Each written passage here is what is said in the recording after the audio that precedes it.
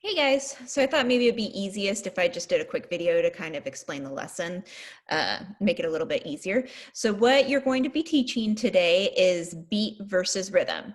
So you want to teach them that beat is something that doesn't change. It's just a constant, steady pulse. And so you'll start with that and ask around the room, what can you think of in your world that has a constant, steady beat that doesn't change? Usually somebody will raise their hand right away and say, my heart has a heartbeat that doesn't change. Boom, boom, boom, boom, boom. Some other examples are windshield wipers. So,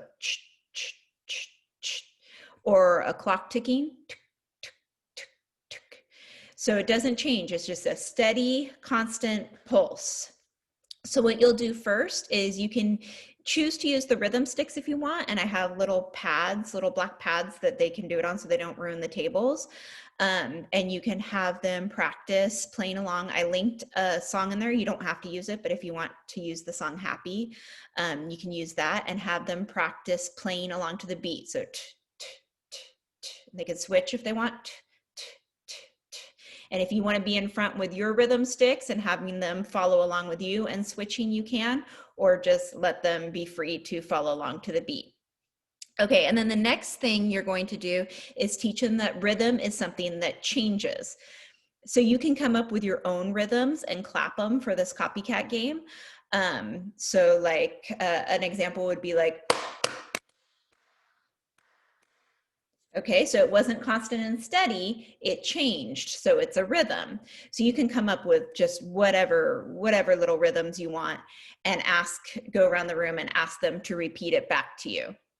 And then you can switch it up and have them come up with a rhythm and pick somebody else in the class that has to copy them.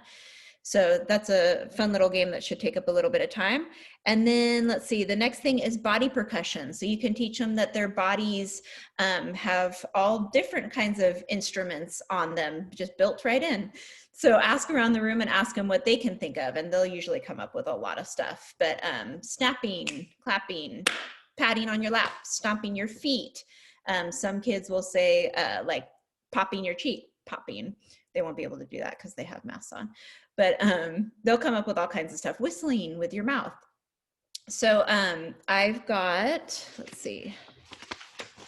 So you're going to be passing out these little squares. They'll be cut out. And so it's clapping, snapping, patting, and stomping.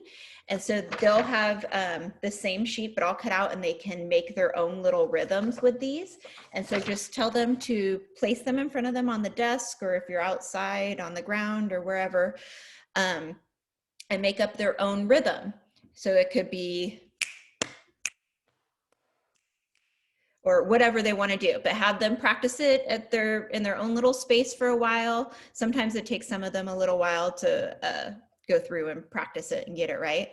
And then they can all share their rhythms with the rest of the class. And then let's see.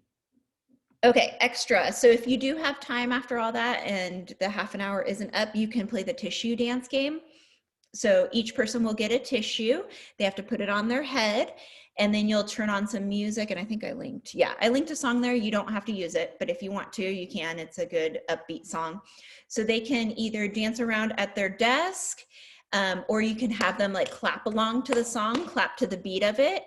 And if the tissue falls off their head, they have to sit down. And then so the last person that has it on their head is the winner. And I think that's it. And then at the end, if you want, you can ask, you can say like, okay, so-and-so, show me what beat is.